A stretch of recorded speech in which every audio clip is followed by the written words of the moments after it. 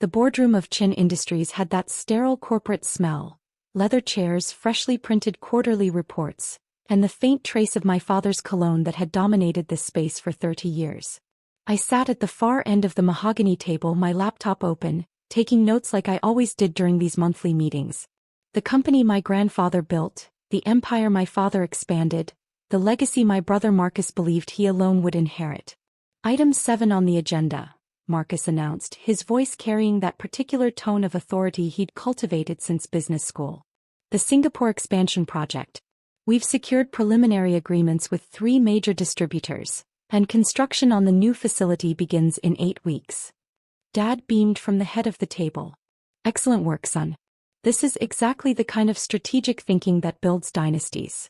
I continued typing, documenting the presentation as Marcus clicked through his slides.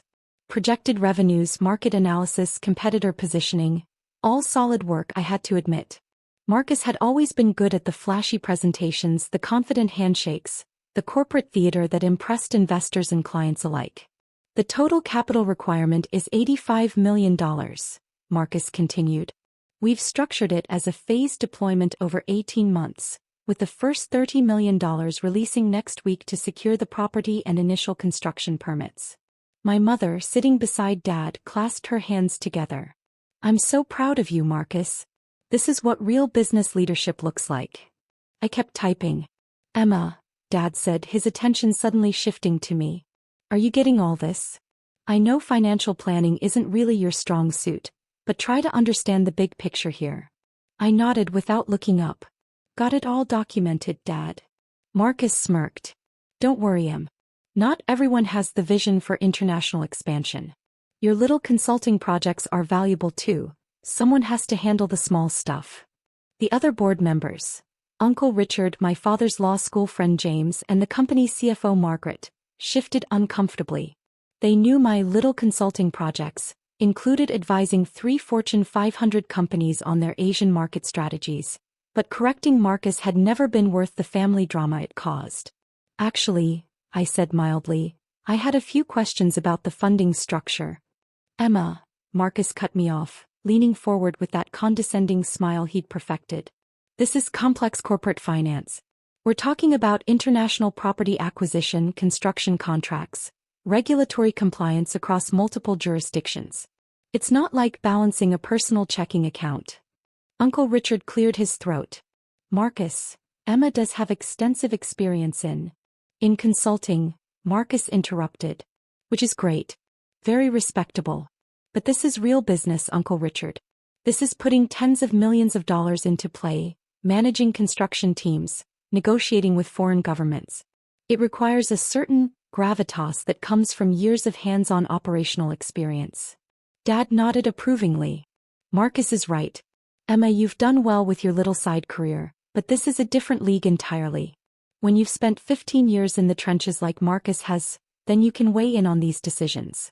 I had spent 12 years building an investment portfolio that spanned 4 continents, but who was counting? I just wanted to understand the contingency planning, I said, keeping my voice neutral. What happens if the initial property acquisition faces delays? Or if the regulatory approval takes longer than projected? Marcus actually laughed. See, this is what I mean. Always looking for problems instead of opportunities. This is why you'll never understand real business, Emma. Winners think about success. You're still thinking like a mid-level consultant, worrying about edge cases instead of focusing on execution. Margaret, the CFO, looked uncomfortable. Actually, contingency planning is standard practice. Margaret, Dad interrupted gently, I appreciate your thoroughness, but Marcus has this handled. He's been preparing this expansion for 2 years. Every angle is covered. Marcus stood, walking around the table with his hands in his pockets. His power pose. Emma, I love you. You're my sister. But there's a reason Dad put me in charge of operations and you do your thing. Some people are built for the big leagues and some people are better suited for support roles. There's no shame in that. The patronizing tone was nothing new, but something in his voice today had an extra edge. Maybe it was the stress of the expansion, or maybe it was just Marcus being Marcus, but he was really leaning into the condescension. Stick to your little side jobs, Marcus continued, returning to his presentation clicker. Leave the real business to the professionals who've actually built something. Now if we can return to the expansion timeline. I nodded slowly, closing my laptop. Under the table I pulled out my phone and opened an encrypted messaging app that connected directly to my investment director David Chin. No relation despite the shared last name. I typed quickly, need to schedule a call. Urgent. Regarding Chin Industries' funding structure. The response came within seconds. Available now. Conference line. I stood quietly, gathering my laptop and notebook. Excuse me. I need to take a call. Marcus didn't even pause his presentation. Sure. This stuff is probably over your head anyway. I walked out of the boardroom, my heels clicking on the marble floor of the executive suite, and headed to the empty conference room 3 doors down. The space was smaller, used mainly for client calls and vendor negotiations, but it had a door that locked and soundproofing that would keep this conversation private. David answered on the first ring. Emma. What's going on? I need a complete breakdown of the Chin Industries funding structure, I said, settling into a chair. Specifically, the $85 million Singapore expansion project that's set to begin disbursement next week. There was a pause, the sound of keyboard clicks. Pulling it up now. Okay, so the $85 million is structured as a private equity investment through 3 shell corporations that ultimately trace back to your holdings. Your brother Marcus believes the funding is coming from a consortium of international investors arranged through our firm, which is technically true. You're just the primary investor behind the consortium structure. What percentage of the total funding do I control? You're providing $78 million of the $85 million, David said. The other $7 million comes from 2 smaller investors who came in as part of the consortium appearance. Without your capital, the project is fundamentally non-viable. The construction contracts require proof of 90% funding availability before they'll begin work. I took a breath, looking out the window at the city skyline. From this height, you could see the harbor, the shipping containers being loaded and unloaded, the constant movement of commerce that had built my family's wealth. Grandfather Chin had started with a single warehouse. Dad had turned it into an import-export empire. And Marcus thought he was the only one who understood how to expand it. What would happen if I withdrew my investment? David's pause was longer this time. Emma, are you sure you want to? Just walk me through it. Hey. If you pull your funding, the project collapses immediately. Marcus has already committed to property deposits, pre-construction contracts, and regulatory fees totaling about $8 million. Those commitments were made based on the assumption of full funding availability. If you withdraw, the company would be on the hook for breach of contract penalties, lost deposits, and potential legal action from the Singapore partners who've already begun their own preparations. What's the financial exposure? Minimum $12 million in immediate losses. Potentially up to $20 million if the Singapore partners pursue maximum damages. Plus reputational damage in the Asian markets that could affect future expansion opportunities. I stood, pacing the length of the conference room. Through the walls, I could faintly hear Marcus's voice still droning on about market penetration strategies and competitive advantages. And the company's cash reserves? I asked. After the recent dividend distributions and operational expenses, Chin Industries has about $15 million in liquid reserves. They could absorb the loss, but it would severely impact their ability to pursue other opportunities for the next 18 to 24 months.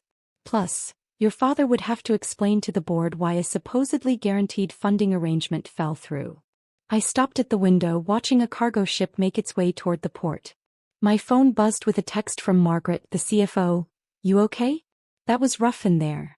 Margaret was one of the few people at Chin Industries who actually understood what I did outside the family business. She'd helped me structure some of my early investments, back before my portfolio had grown large enough to require a dedicated management firm. I typed back, I'm fine. Just needed some air. Her response came immediately, your brother is an idiot. Everyone in that room knows it except your father. That made me smile despite everything. Margaret had been with the company for 20 years, had watched Marcus grow from an arrogant MBA graduate to an arrogant VP of operations. She'd also watched me build an investment empire that dwarfed anything Marcus had accomplished, even if most of the family remained oblivious to it. David, I said, returning my attention to the call. I want to understand all the mechanisms. If I withdraw my investment, how quickly does everything unravel? The first disbursement is scheduled for next Monday, 5 days from now. That's $30 million releasing to the Singapore Property Trust for the initial land acquisition and permits. If that money doesn't appear, the Property Trust has a 48-hour grace period before they invoke the penalty clauses. So we're looking at first-level consequences by Wednesday of next week. And Marcus's position? His reputation takes the primary hit. He's personally guaranteed the project timeline to multiple stakeholders: the board, the Singapore partners, the construction firms. If it falls apart, he owns the failure. Your father might try to shield him, but the board will ask hard questions about due diligence and risk management. I walked back to the table, sat down, and opened my laptop. On the screen was my personal investment dashboard. A real-time overview of holdings that span venture capital, private equity, commercial real estate, and strategic corporate investments. The number at the top of the screen represented my total portfolio value, $847 million. My little side jobs had been quite productive. Emma. David's voice pulled me back. What do you want to do? Through the wall, I heard laughter from the boardroom. Marcus had probably cracked one of his jokes, the kind that Dad loved and everyone else tolerated because Marcus was the heir apparent. I thought about all the family dinners where my business achievements were dismissed as cute or impressive for a woman. All the board meetings where my questions were treated as naive instead of strategic. All the times Marcus had introduced me to his business associates as my sister who does some consulting, while he presented himself as the dynasty's future. I thought about Grandfather Chin, who taught me to read financial statements when I was 12 years old. Who'd opened my first investment account as a high school graduation present. Who'd told me 2 weeks before he died, "The ones who underestimate you will make the best teachers, Emma. Let them show you what not to become." "Pull it," I said quietly. "Emma. Pull all $78 million from the Chin Industries Singapore expansion. Structure the withdrawal to hit their accounts Monday morning, right when they're expecting the disbursement to arrive. Make it clean, legal, and completely unambiguous. I want every document showing that the funding was contingent on investor approval, and the investor, me, no longer approves of the project direction." David was silent for a long moment. "This is going to create significant problems for your family." My family created significant problems for themselves when they decided competence was determined by gender and birth order rather than actual performance. Execute the withdrawal, David. Monday morning. I'll need authorization in writing. You'll have it within the hour. And David, make sure all the documentation clearly shows the investment structure. I want Marcus to know exactly who was funding his vision this entire time. I ended the call and sat in the quiet conference room, my heart beating faster than I wanted to admit. This was nuclear. This was burning bridges and salting earth. This was choosing vindication over family harmony. This was also long overdue. My phone buzzed again. "Margaret, are you coming back? Marcus just proposed accelerating the timeline to start construction early. Your father is eating it up." I stood, straightened my blazer, and headed back to the boardroom. When I opened the door, Marcus was mid-sentence, describing how the early start would give them a competitive advantage in the Singapore market. "Sorry about that," I said, sliding back into my seat. "Emergency call." Marcus barely glanced at me. "Everything okay with your little projects?" "Everything's fine," I said, opening my laptop and resuming my notes. "Please continue. This is all very educational." Dad smiled at me approvingly, probably pleased that I was finally showing the proper deference to Marcus's genius. Uncle Richard gave me a concerned look but said nothing. Marcus clicked to his final slide, a projected revenue graph showing Chin Industries' growth trajectory over the next 5 years, with the Singapore expansion as the primary driver. "This is the future of our company," he declared. "This is what separating the visionaries from the support staff looks like. This is real business." I typed every word, documenting the presentation with perfect accuracy. In 5 days this would all make fascinating reading. The meeting concluded with Dad standing to shake Marcus's hand, pulling him into one of those masculine half-hugs that fathers give sons when they're proud. "You're going to take this company to heights I never imagined," Dad said. "This is the kind of bold leadership that builds legacies." Marcus beamed, accepting congratulations from around the table. Even Margaret offered a professional well done, though I caught her glancing at me with a question in her eyes. As people filed out, Uncle Richard approached me. Emma, are you sure you're okay? You seemed distant during the presentation. I'm fine, Uncle Richard. Just thinking about contingency planning. He frowned. Your brother was out of line with those comments. For what it's worth, I know you've built something impressive outside this company. Your grandfather would be proud. That made my throat tight. Thanks, Uncle Richard. That means a lot. He squeezed my shoulder and left, leaving me alone in the boardroom with my laptop and my thoughts. Through the windows, the sun was setting over the harbor, painting the water in shades of orange and gold. Somewhere in Singapore, people were preparing to break ground on a facility that would never be built. I spent the next hour in my office, a small space on the executive floor that Dad had given me more as a gesture than a necessity, drafting the formal withdrawal authorization. The language was precise, legal, and completely airtight. By the time I finished, it was after 7, and the building was mostly empty except for security and the occasional workaholic staying late. I sent the document to David with a simple message. Execute Monday morning, 9 a.m. Singapore time. That's 9 p.m. Eastern Sunday. I want Marcus to get the calls right when he's having Sunday dinner with Dad. David's response. Authorization received and confirmed. Emma, there's no going back from this. I know, I typed. That's the point. The weekend passed in surreal normalcy. Saturday lunch with Mom, where she spent an hour gushing about Marcus's brilliant expansion plan. Sunday brunch at Dad's club, where 3 of his golf buddies congratulated me on having such an impressive brother. I smiled, nodded, and said all the appropriate things while my phone sat in my purse, waiting for Sunday evening.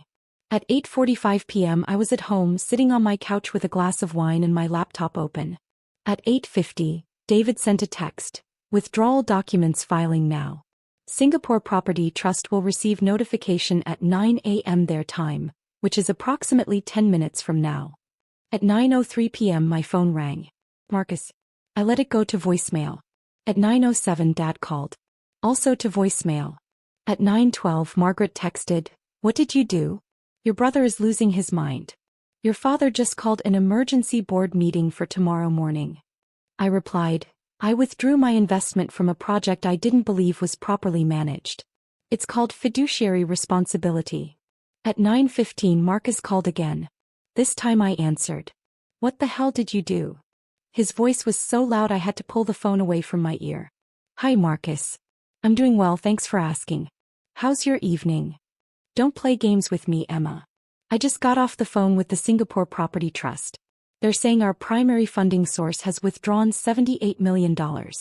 They're threatening breach of contract penalties. What did you do?" I withdrew my investment from a project that was being mismanaged by someone who doesn't understand real business. There was a long silence. Your investment? What are you talking about? The $78 million that was funding your expansion? That was my money, Marcus. My little side jobs generated enough capital to bankroll your vision. But since you made it clear that I don't understand real business and should stick to support roles, I decided to support something else instead. Another silence, longer this time. When Marcus spoke again, his voice had lost its confidence. "You're lying. The funding came from David Chen's investment firm. There was a whole consortium. David Chen is my investment director. The consortium was my holding companies. And the funding came from my portfolio, which is currently valued at $847 million. But I guess that's just cute for a woman doing consulting, right? Emma, listen to me." "No, Marcus. You listen. For 12 years I've been building an actual empire while you've been playing corporate prince with Dad's company. I've invested in startups that went public. I've funded real estate developments across 4 continents. I've advised companies that make Chin Industries look like a lemonade stand. And the whole time, you treated me like I was balancing a checkbook. Emma, please. I'm not done. That funding I pulled? That was going to be my last investment in you. I was going to let you have your moment, let you build your Singapore expansion on my money and never tell anyone. I was going to keep being the supportive little sister while you collected all the glory. But then you stood in that boardroom and told me to stick to my little side jobs. So I did. And my side job right now is watching your dream project collapse." I could hear other voices in the background now. Dad probably demanding to know what was happening. You can't do this, Marcus said, and there was something close to panic in his voice. The penalties alone will cost the company at least $12 million. The reputation damage could be worse. This isn't just about me, Emma. This affects everyone. Mom, Dad, Uncle Richard, all the employees. Then you should have thought of that before you dismissed the person who was funding your vision. This is what happens when you underestimate people, Marcus. This is what real business consequences look like. Welcome to the big leagues. I ended the call. The phone rang again immediately. Dad this time. I answered. Emma-chan, you will explain yourself right now. No greeting, no warmth. Just authority and anger. Hi, Dad. Marcus told you about the funding withdrawal. What have you done? Do you have any idea the damage you've caused? The Singapore partners are threatening legal action. We have $8 million in committed expenses that we can't back out of. How could you sabotage your own family like this? I didn't sabotage anyone, Dad. I withdrew my private investment from a project I no longer supported. That's my right as an investor. Your investment? Emma, what are you talking about? The funding was arranged through my investment firm using my money from my portfolio. The same portfolio that's been generating 8-figure annual returns for the past 6 years. The same little side jobs that everyone at Chin Industries likes to pat me on the head about. Dad's silence was different from Marcus's. I could almost hear him processing, recalculating, trying to fit this new information into his worldview. You're saying you provided the $78 million for the Singapore expansion? Yes. And you just withdrew it? Because your feelings were hurt. No, Dad. I withdrew it because I was providing capital to someone who lacks the judgment and leadership skills necessary to execute the project successfully. Someone who treats risk assessment as pessimism and contingency planning as weakness. Someone who values confidence over competence. That's your brother you're talking about. That's exactly who I'm talking about. Marcus is great at presentations and terrible at execution. He thinks real business is about bold declarations and handshakes, when it's actually about due diligence, risk management, and strategic patience. I've been watching him operate for 15 years, Dad. I know exactly what he's capable of, and I'm not willing to risk $78 million on his ego. Emma, you need to fix this. Call your people, tell them it was a mistake, get that funding restored. No. Excuse me. I said no, Dad. The funding withdrawal stands. Marcus can find other investors if he believes in the project so strongly. He can approach venture capital firms or private equity, or traditional bank financing. He can do what every other businessperson does when they need capital. Make a compelling case based on solid fundamentals and proven track records. What he can't do is use my money while treating me like I'm too stupid to understand what real business looks like. Emma, this is family. Exactly. It's family, Dad. Which is why it hurts so much that you've spent decades dismissing everything I've accomplished. Do you know how many times I've sat in that boardroom listening to Marcus mock my little consulting projects while you nodded along? Do you have any idea what it's like to have built something extraordinary and have your own father treat it as cute? I never. Yes, you did. You do. Today, in that meeting when I asked about contingency planning, you told me to let the professionals handle it. I have more capital under management than Chin Industries' entire market valuation, and you treated me like I was a child asking about grown-up topics. Dad's voice when he spoke again was harder. So this is revenge. You're willing to damage the family company because of hurt feelings. This isn't revenge, Dad. This is consequences. Marcus spent 2 years planning an expansion on funding he didn't understand. He committed the company to contracts without verifying his capital sources. He treated his primary investor with contempt. Those are fundamental business failures and they have costs. He's learning about those costs right now. Emma. The emergency board meeting tomorrow morning? I'll be there. I'll have full documentation showing the funding structure, the withdrawal authorization, and the timeline of events. The board can evaluate whether Marcus exercised appropriate due diligence in understanding his capital sources. They can decide whether someone who didn't know who was funding his flagship project should be making strategic decisions for the company. You're trying to destroy your brother. No, Dad. I'm trying to teach him the lesson you should have taught him years ago, that respect is earned through competence, not given through birth order. See you tomorrow. I ended the call and turned off my phone.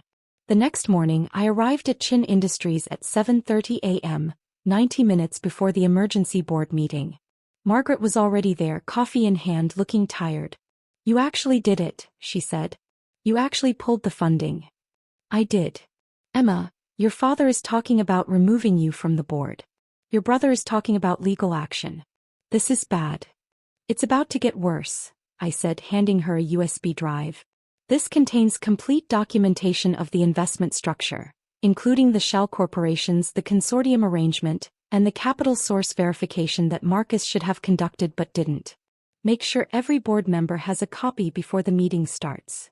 Margaret took the drive, looking at it like it was a live grenade. "This is really happening." "This already happened, Margaret. Now we're just documenting it." The boardroom filled up by 8:45. Uncle Richard arrived looking grim. James, Dad's lawyer friend, came in studying documents on his tablet. Dad and Marcus arrived together, both looking like they hadn't slept. Marcus's eyes were red, his tie slightly crooked, the first time I'd ever seen him less than perfectly polished. At precisely 9 a.m., Dad called the meeting to order. "We're here because of a crisis that has put Chin Industries at significant financial and legal risk," Dad began. "The Singapore expansion project, which this board approved 3 months ago, has lost its primary funding source. Emma has withdrawn $78 million in investment capital, effective immediately. This withdrawal triggers breach of contract penalties, legal liability, and reputational damage that could cost the company upward of $20 million. Uncle Richard raised his hand. "Before we continue, I think we need to understand the funding structure better. Emma, can you explain how you were providing $78 million for this project without the board's knowledge?" I opened my laptop and connected to the boardroom's display screen. The funding was structured as a private equity investment through David Chin Investment Management, my firm. Marcus approached the firm seeking capital for the expansion. The firm created a consortium structure using 3 holding companies I control. Marcus was told the funding came from a group of international investors, which was technically accurate. "I'm an international investor." "But you're his sister," James said. "Why the secrecy?" "Because I wanted to see if the project was viable on its own merits, without family politics affecting the evaluation. My investment team conducted standard due diligence, market analysis, risk assessment, regulatory review. The project had merit, so I approved the funding." Marcus spoke for the first time, his voice tight. "Then why withdraw now?" I looked at him directly. "Because during yesterday's board meeting, I realized the person running the project lacked the judgment and maturity necessary to execute successfully. Someone who treats risk assessment as negativity and dismisses valid concerns as ignorance isn't someone I trust with $78 million of my capital." "That's personal, not professional," Marcus shot back. "You pulled the funding because I hurt your feelings. I pulled the funding because you demonstrated fundamental incompetence. You spent 2 years planning an $85 million expansion without verifying your capital sources. You committed the company to millions in contracts without confirming the funding was secure. You violated basic due diligence protocols because you were so confident in your own vision that you didn't ask the necessary questions." Dad interrupted. "Emma, that's unfair. Marcus was told the funding was confirmed." "Confirmed by whom, Dad?" "Marcus received documentation saying a consortium was providing capital. Did he verify who controlled the consortium? Did he check the holding company registrations? Did he ask his funding source what conditions existed for continued investment? Those are basic questions that any competent executive would ask. Marcus asked none of them." Margaret spoke up quietly. "She's right. I reviewed the documentation this morning. The funding agreements clearly stated that capital disbursement was contingent on ongoing investor approval. Marcus signed those agreements without questioning the contingency clause." Marcus's face flushed. "Because I didn't think my own sister would sabotage me." "This isn't sabotage, Marcus. This is the market working exactly as it should. Investors withdraw capital from projects they don't believe will succeed. You just learned that lesson expensively." The meeting continued for another 90 minutes. Uncle Richard asked detailed questions about the investment structure. James explored potential legal liability. Margaret presented worst-case financial scenarios. Dad sat at the head of the table, his expression unreadable. Finally, Uncle Richard leaned back in his chair. "I need to ask the obvious question. Emma, What's your total portfolio value? As of this morning, $847 million. The room went silent. Say that again, James said slowly. My current investment portfolio is valued at $847 million. Annual returns average between $65 and $90 million, depending on market conditions. I manage direct investments in 23 companies, hold significant real estate in 6 countries, and advise 3 Fortune 500 corporations on their Asian market strategies. My little side jobs have been quite productive. Dad stared at me like I was a stranger. That's not possible. It's documented in the materials Margaret distributed. Full financial statements, audited by Deloitte, verified by 3 separate investment banks. I built it over 12 years, starting with the $500,000 inheritance grandfather Chin left me and reinvesting every dollar of profit instead of spending it on luxury items or status symbols. Marcus looked physically ill. You have almost $1 billion? I have a portfolio that will likely cross the $1 billion threshold within the next 18 months, yes. Which is why I'm very careful about where I invest my capital. And why I'm no longer willing to invest in projects run by people who think confidence is a substitute for competence. Uncle Richard actually laughed. A sharp, surprised sound. David, did you know about this? Dad shook his head slowly. I thought she was doing well with her consulting. I had no idea. Because you never asked, I said quietly. In 12 years, you never once asked me for a detailed breakdown of my business activities. You assumed consulting meant small projects and modest fees. You assumed wrong. The meeting ended with no clear resolution. Marcus's expansion was dead. Everyone acknowledged that. The question was what happened next, how to manage the penalties, how to explain the failure to stakeholders. As people filed out, Dad approached me. Emma, I think we need to talk. Privately. We went to his office, the space that had intimidated me as a child. Now it just looked like any other corporate executive's domain. Expensive furniture, impressive view, framed awards on the walls. I underestimated you, Dad said finally. I have been underestimating you for a very long time. Yes. That doesn't excuse what you did. Pulling that funding caused real damage. Damage that Marcus caused by not understanding his own capital structure. I just withdrew my money, Dad. Everything that followed was the consequence of his poor planning. Dad sat heavily in his chair. $847 million. How is that even possible? Grandfather taught me to read financial statements when I was 12. He taught me to think in terms of value creation, not consumption. When he died and left me that money, I invested it instead of spending it. I studied markets, built relationships, took calculated risks. I did everything you always said you valued. Discipline, vision, patience. I just did it outside Chin Industries where you couldn't see it. Why didn't you tell me? Would you have believed me? Or would you have patted me on the head and told me it was cute that I was playing with stocks? Dad didn't answer, which was answer enough. What happens now? He asked. That's up to you, Dad. I'm still a board member. I still own my shares in Chin Industries. But I'm not going to keep funding Marcus's ego with my capital. If he wants to rebuild his expansion plans, he can find investors who actually respect him enough to verify their funding sources. I stood to leave, then paused at the door. And Dad? The next time someone in that boardroom asks a question about risk management or contingency planning, maybe listen to the answer instead of dismissing it as ignorance. You might be surprised by what people know when you're actually willing to hear them.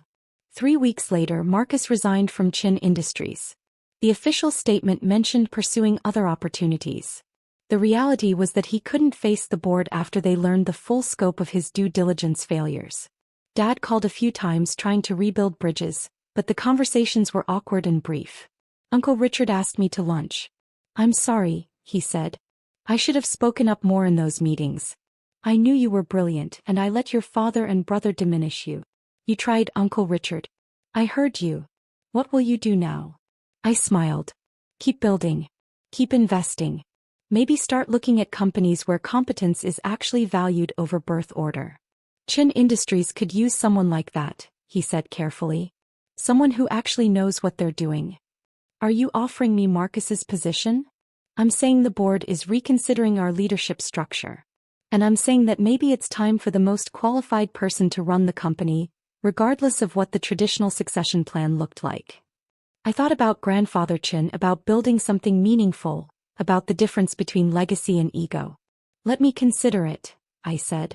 My phone buzzed with a message from David. New investment opportunity just came through. Tech startup Series B $15 million round. Interested? I typed back, send me the details. But make sure they understand their capital sources up front this time. I'm done with surprises. Real business, I'd learned, wasn't about bold declarations or confident handshakes. It was about understanding who held the power, who provided the capital, and what happened when assumptions met reality. My brother had learned that lesson the expensive way. I'd learned it much earlier, courtesy of a grandfather who believed in me when others didn't, and who taught me that being underestimated was just another form of competitive advantage. The ones who dismiss you make the best teachers. Grandfather Chin had been right about that.